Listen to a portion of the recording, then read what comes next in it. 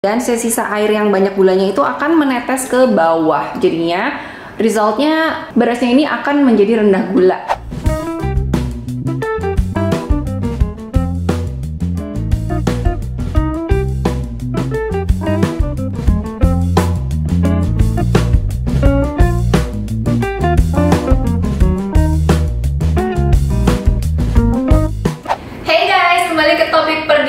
Finally, hari ini aku bisa spill my favorite low carb rice cooker that I've been using since October 2021 yang bisa menurunkan kadar gula hingga 70%. Wow! Jadi ini gak cuma estetik aja tapi functional as well. Bentar aku putar dulu ke depan supaya kelihatan. Jadi aku udah pakai rice cooker ini selama kurang lebih 6 bulanan, and this is definitely one of my best findings di tahun 2021 karena benar-benar bisa meningkatkan kedisiplinan dan kekonsistenan pola makan sehat aku. Dan dari bulan Oktober, sejak dia muncul di IG story aku, di vlog aku, kalian terus teror aku kapankah di spill rice cookernya. Maaf banget ya, kita butuh waktu yang cukup lama untuk launching produk ini, jadi agak lumayan PHP dari kemarin.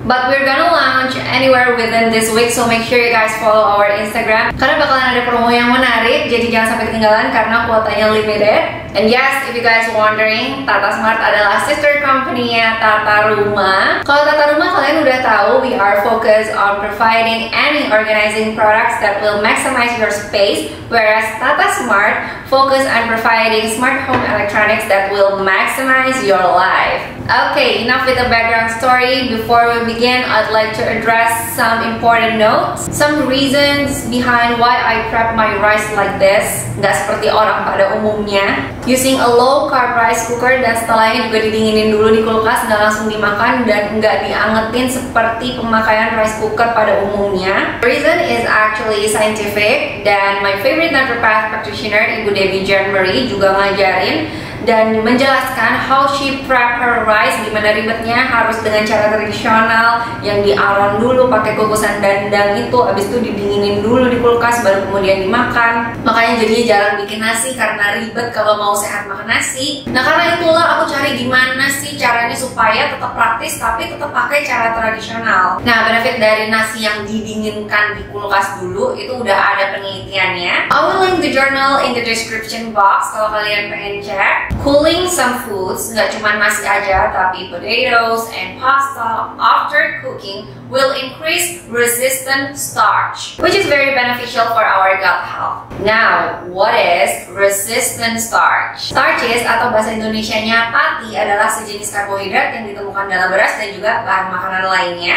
Normally, starches are broken down into glucose yang akan diserap oleh tubuh, makanya bisa meningkatkan kadar gula darah. But resistant starch is a special carb that resistant to digestion. Jadi dia nggak meningkatkan kadar gula darah seperti starches pada umumnya, tapi bisa digunakan as a fuel bagi bakteri baik kita nih di pencernaan karena dia bertindak sebagai prebiotic, which is makanannya bakteri baik. Kalau kalian belum tahu, I used to have digestive problems seperti mah, kembung, pup yang nggak lancar cuma 3 hari sekali, teksturnya pun juga nggak bagus. So my approach is always to create a healthy gut microbiome. Aku nggak terlalu peduli sama yang namanya kalori, aku lebih perhatiin vitamin, mineral, jenis makanan, dan cara masaknya. Of course, it's a long journey to reset my gut microbiome. It took me about a year kayaknya sampai benar-benar keluhannya hilang. And there are lots of things that I've changed mengikuti saran dari my naturopath, Ibu Debbie Jean Marie. Anyways, back to resistant starch. It can also improve insulin sensitivity karena dia nggak menaikkan kadar gula darah right after meal. And it also promotes feeling of fullness, which lead to decreased food intake. Resistant starch juga bisa mengurangi inflamasi dan mengubah metabolisme bakteri baik dalam pencernaan kita.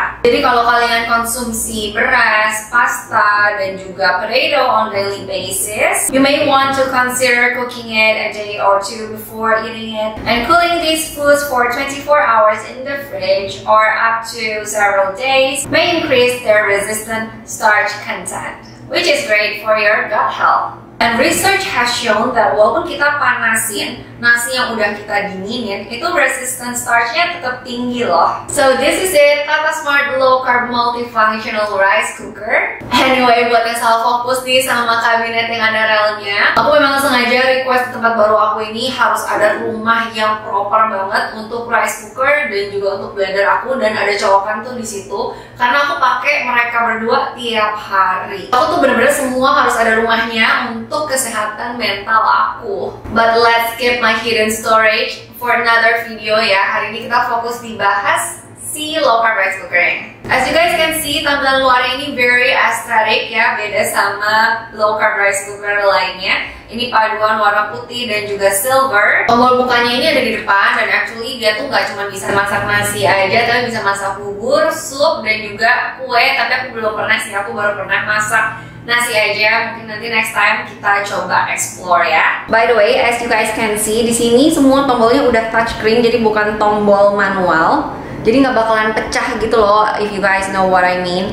Our family has been using a low carb rice cooker since 2 years ago, dan itu tuh tombolnya masih yang manual, jadi banyak yang kayak pecah gitu seiring berjalannya waktu. Nah, di dalamnya ini ada 2 bowl stainless, food grade stainless steel 304 tanpa lapisan anti lengket ya. If you guys been following me, kalian pasti tahu kalau aku anak stainless banget. Aku kurang suka pakai alat masak yang ada lapisan anti lengketnya, karena memang stainless itu bahan alat masak yang paling durable dan paling gak high maintenance. Aku justru kurang suka pakai alat masak yang ada lapisan anti lengketnya, karena begitu rusak dikit sebenarnya harus diganti kan. Aku bukan yang 100% anti banget sama alat masak yang ada lapisan anti lengket, tapi karena aku tahu nggak semua orang bisa pakai stainless, butuh adaptasi. Make sure aja kalau kalian pakai yang lapisan anti lengket itu bebas dari PTFE dan PFOA, dan kalau sampai ada baret harus langsung diganti. Baret itu mungkin banget ya terjadi minor, nggak begitu kelihatan mata, jadi hati-hati terutama saat pencucian. Balik lagi ke stainless, kekurangannya tentu ada. Kalau kalian lihat di sini masih ada noda dan juga ada kayak pelangi gitu. Bisa kelihatan nggak ya? Ini aku udah cuci pakai spons dan sabun semaksimal mungkin ya, hasilnya nggak sampai 100% bersih, tapi ada caranya gimana cara supaya bisa 100% bersih untuk ngilangin noda-noda, bercak-bercak noda ini nih. Nah, untuk noda ini bersihnya gampang banget, nggak perlu effort sampai digosok-gosok pakai serabut besi pun nggak perlu. Nanti aku kasih tunjuk caranya gimana bersihin any kind of stainless. Sekalian aku kasih tunjuk juga gimana cara bersihin inner covernya. Ini sebenarnya bisa dilepas kan, gampang banget. Ini kan ada bercak-bercak nih. Kita mau sekalian bersihin ya biar kinclong. Nah, ini kayaknya lebih kelihatan deh pelangi sama bercak yang aku maksud tuh, dan pelanginya. Nah, ini mau kita hilangin dengan oxy powder. Namanya oxy powder atau H2O2 powder atau hydrogen peroxide powder. Kalian bisa beli, aku link nanti di description box. Biasanya sih aku ngasal aja kasihnya, secukupnya aja. Oke guys, untuk activate the oxy powder ini benar-benar harus pakai air panas yang mendidih, yang benar-benar sampai blubub-blubub gitu. Karena kalau enggak dia nggak aktif. Ini kita masukin aja deh ke sini. Be careful. Nah, dia tuh kalau teraktivasi bakal ngebentuk kayak blubub-blubub gitu. Jadi kita biarin dulu sekitar 10-15 menit baru kita cuci seperti biasa. Alright guys, so here's the result. Liatin udah nggak ada bercak dan pelanginya juga hilang. Aku nggak even tunggu 15 menit, tadi cuma 5 menit aja karena pengen cepet-cepet dan pengen lihat udah bisa bersih atau belum. So next time kalau butuh bersih-bersih nggak cuma stainless doang ya, apapun kayak nut-nut gini yang kotor tuh kalian bisa pakai oxy powder. Jadi make sure kalian punya di rumah. Cuman untuk bercak yang bagian tutupnya ini nggak bisa bersih sih ternyata. Sekarang aku mau cuci dulu berasnya. Aku mau bikin 2 cup aja. Untuk 1 minggu 2 cup ini cukup karena aku nggak 2 kali sehari makan nasi. Kadang-kadang aku makan di luar, kadang-kadang aku makan kompleks carbs lain seperti kentang, singkong, ubi. Jadi kalau buat sendiri sih 2 cup ini cukup ya. By the way, cupnya juga bawaan dari rice cookernya. Kalau tempatnya ini kedap dari Tata Rumah, namanya Hika. Yang ukuran medium nih kalau nggak salah. Karena ini tempatnya udah bolong-bolong, jadi kita langsung cuci di sini aja pakai tap water. Habis itu kita bilas pakai air matang. Langsung kita taruh ke primary bowl-nya. Setelah beras dicuci, my naturopath practitioner Bu Debbie Jan Marie juga menyarankan untuk merendam beras semalaman to reduce the phytic acid content that can impair the absorption of iron, zinc, and calcium and may promote mineral deficiencies. Sumber artikel dan jurnalnya aku link di description box ya kalau kalian mau baca. Although this is rarely a problem for those following well-balanced diet, the phytic acid content dalam biji-bijian dan kacang-kacangan itu lebih menyebabkan masalah bagi non-meat eaters atau orang yang menjalankan vegetarian or vegan diet yang juga mengkonsumsi banyak biji dan kacang-kacangan yang mengandung asam folat. Kalau aku sendiri nggak selalu rendam karena suka lupa, tapi aku make sure masih rutin konsumsi daging merah dan juga liver untuk asupan zinc dan zat besi aku, apalagi perempuan cenderung kekurangan zat besi ya, karena tiap bulan kan menstruasi. Sekarang kita pasang dulu cover bagian dalamnya, tinggal di slide down, terus kita press bagian atasnya sampai bunyi klik. Terus kita masukin bowlnya, ini yang primary bowl dan juga drainer bowlnya yang banyak titik-titiknya ini di dalam sini. Kalau beras sendiri emang aku selalu pakainya complex carbs ya, supaya lebih banyak seratnya dan juga vitaminnya dibandingin beras putih. Dan yang agak tricky ini sebenarnya penggunaan airnya, seberapa banyak airnya. Jadi kalau kalian mau pakai beras putih itu bisa, airnya benar-benar setinggi permukaan berasnya aja. Tapi kalau beras merah, again, tergantung jenis berasnya. Itu bisa sekitar 2 mili sampai 5 mili di atas permukaan si berasnya ini. Ini aku isi air dulu. Semakin berasnya tuh kayak beras hitam, itu butuh airnya pasti lebih banyak ya. Tapi kisarannya sekitar 2 sampai 5 mm di atas permukaan berasnya. Bisa digoyang-goyangin dulu. Nah ini biasanya aku kasih air segini aja. Ini karena aku udah sering masak ya, jadi aku tahu kurang lebihnya tuh harus kasih air sebanyak apa untuk jenis beras yang aku pakai. Jadi kalau aku beli beras pun aku nggak ganti-ganti merek berasnya. Karena kalau ganti merek bisa jadi ganti juga nih seberapa banyak air yang harus aku masukin. Aku mau kasih lihat juga ya bedanya sama brand lain. Si low carb rice cookernya Tata Smart ini bolongannya benar-benar merata di seluruh permukaan, di pinggir-pinggirnya juga, nggak cuma di bagian bawah doang. Dan bolongannya ini lumayan gede dibandingin yang lainnya. Kalau bolongannya cuma di bawah dan kecil-kecil, kebayang nggak sih? Kan lebih nggak rata ya matangnya. Dengan begini lebih cepat dan juga lebih rata matangnya. Jadi kalian bayangin cara masak orang dulu. Kalau dulu kan setelah direbus berasnya di satu panci, terus diaron gitu kan, didandang, bawahnya dikasih air, kayak dikukus gitu, dan sisa air yang banyak gulanya itu akan menetes ke bawah. Jadinya resultnya berasnya ini akan menjadi rendah gula. Kalau kalian pengen masak biasa pakai rice cooker ini juga bisa, tinggal di remove aja si drainer bowlnya dan pakai primary bowl seperti kalian masak seperti biasa. Kalau nggak pakai metode low carbs, biasanya perbandingan beras banding airnya kalau nasi putih 1:1, kalau nasi merah biasanya 1:1,5 atau 1:2 kalau beras hitam. Again, tergantung jenis dan merek beras yang kalian gunakan. Kalau kalian penasaran nih colokannya udah aku siapin di sini. Tuh. Kita nyalain dulu, tinggal touch.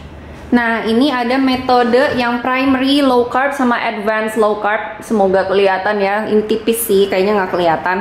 Jadi untuk metode low carb itu ada dua pilihan, yang primary atau yang advanced. Kalau advanced bisa reduce up to 70%, kalau primary up to 50% sugar. Aku biasanya yang primary. Habis itu kita bisa pilih taste-nya, mau teksturnya soft, standard, atau hard. Aku biasa yang standard aja. Dan kalau kalian nggak mau masak sekarang juga, bisa pakai tombol preset ini, bisa di delay sampai up to 24 hours, tapi kita langsung masak aja, tinggal dipencet lagi. Nah dia bakalan preheat dulu nih sekitar beberapa menit, baru habis itu dimasak dan langsung masuk ke mode warm. Guys jangan bingung ya kalau lihat screennya kayak gini seperti nggak jalan. Ini udah jalan karena dia masih dalam masa preheat. Actually dia udah jalan sekitar 12 menitan. Jadi lama preheatnya ini tergantung sama berapa banyak volume beras yang kita masukin sih. Biasanya sih sekitar 20 menitan kalau 2 cup kayak tadi. Jadi kita tungguin aja. Gengs, liatin tuh udah ngebul, udah mulai keluar asapnya. Please be extra careful karena ini uapnya panas banget keluar dari sini dan udah ada warningnya juga, jadi jangan pernah taruh tangan di atasnya. Juga jangan di tempat yang box ketutupan gitu, harus tetap ada ruangan untuk dia keluar. Tandanya dia udah mau mulai waktu memasaknya. Ini kurang lebih udah 18 menit ya gengs. Oke guys, it's been 25 minutes. Tuh, lihat ya preheatnya 25 menit. Terus dia udah mulai countdown 12 menit menuju ke matangan nasinya. Nah, Ini nasinya udah mateng, dia udah masuk ke warm state, ditandai di screennya itu tulisannya BB. Tapi kita jangan langsung buka dulu karena mau tunggu sekitar 10-15 menitan supaya dia benar-benar tanek ya. Kalau langsung dibuka ini masih lembek banget nasinya. Kurang lebih total masaknya 37 menitan untuk 2 cup beras merah. Oke guys, ini udah berada di warm state kurang lebih selama 10 menit. Yuk kita buka. Nah, ini kalau kalian lihat, itu kan airnya netes ke bagian sini ya. Kesannya, kelihatan nggak ya? Semoga kelihatannya airnya. Kesannya tuh kayak bleber-bleber kemana-mana. Awalnya aku nggak suka sama desainnya yang landai kayak gini. Tapi setelah aku telaah dan aku pikir-pikir lebih lanjut ya, merek-merek rice cooker lainnya itu kan biasa kayak ada parit di sekitarnya gitu kan. Memang sih airnya ke situ, tapi bersihnya setengah mati loh. Malahan jadi nggak bisa bersih secara sempurna karena kebanyakan cekunek. Sedangkan kalau kayak gini sebenarnya kan tinggal dilap aja.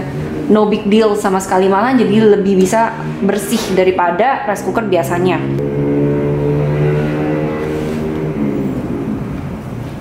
Nah, ini biasanya langsung aku matiin sih karena kita kan mau angin-anginin sampai dia dingin kan. Jadi kita copot aja colokannya.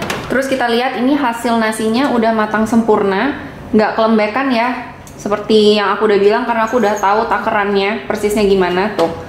Bagus banget. Walaupun dia nggak ada lapisan anti lengketnya, dia full stainless 304 tapi nggak lengket sama sekali tuh. Bagus kan? Ini matangnya bener-bener rata sempurna ya, karena bolongannya tuh sampai ke dinding-dinding banyak banget, ada sekitar 100 holes kalau nggak salah. Aku debus dulu bentar buat kasih lihat ke kalian. Airnya yang penuh gula, yang banyak kandungan gulanya itu ada di bawah tuh. Makanya dia udah hasilnya super tanak, jadi kita diemin dulu nih sampai dia bener-bener dingin, baru bisa kita pindah ke wadah dan dimasukin ke kulkas.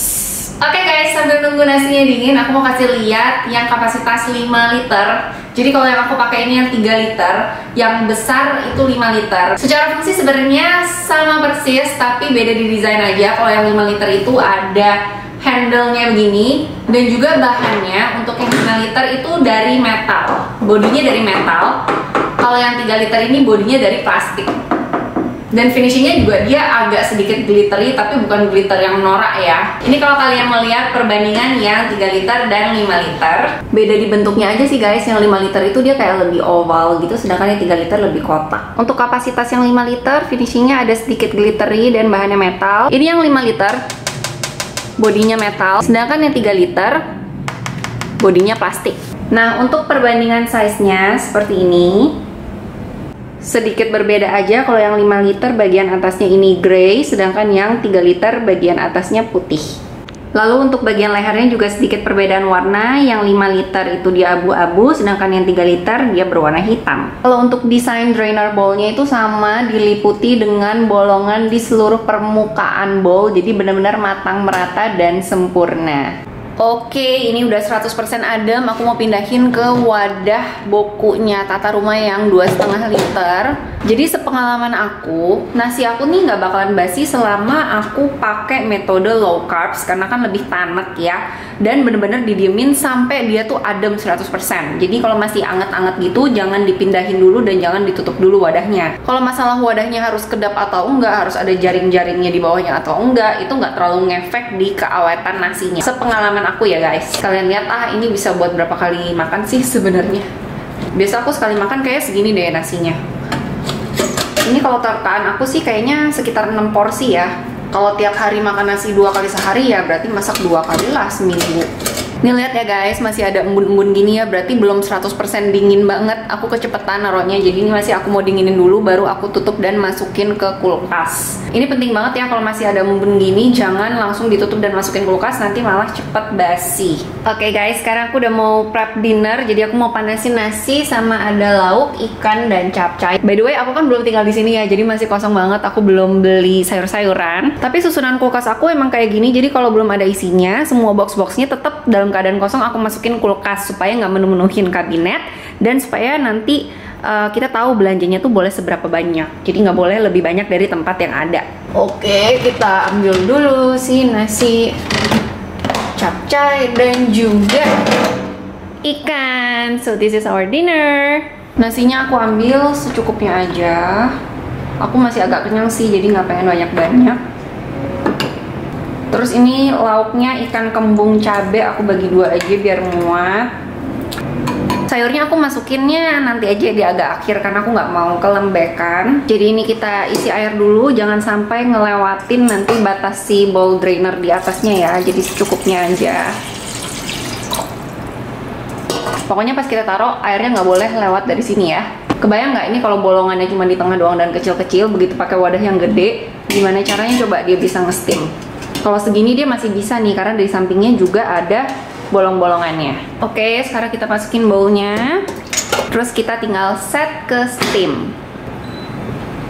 Kita pilih menu yang steam dan langsung di start aja. Oke, ini udah jalan hampir 10 menit. Coba kita cek. Nah, udah bisa kita masukin sayurnya deh. Be careful. Ini sebentar aja, mungkin kayak 5 menit. Oke guys, ini udah 5 menit ya total dipanasinnya 15 menit. Kita buka aja. Ini panas banget. Be careful. Jadi harus pakai penjepit kayak gini dan juga harus dialasin ya. Nah, kebetulan kan aku mau dinner langsung, jadi aku makan di sini aja. Tapi kalau misalnya mau buat bekal, ini bisa tunggu agak dinginan dulu, terus tinggal tutup. Karena ini memang udah satu set bento bulat size yang large dari Tata Rumah. Dinner is ready. Aku memang lebih suka hasil kukusan ya untuk panasin makanan karena lebih merata aja gitu panasnya dan dia tetap moist. Kalau pakai microwave itu kan suka jadi kering ya, aku kurang suka. Semoga review hari ini memuaskan pertanyaan kalian dari 6 bulan lalu. Don't forget to follow our Instagram @tatasmart.co karena kita bakalan launching beberapa hari lagi. Don't miss it karena ada best deal untuk kalian. Ada garansi 1 tahun juga, jadi jangan khawatir, yang penting kalian belinya di @tatasmart.co.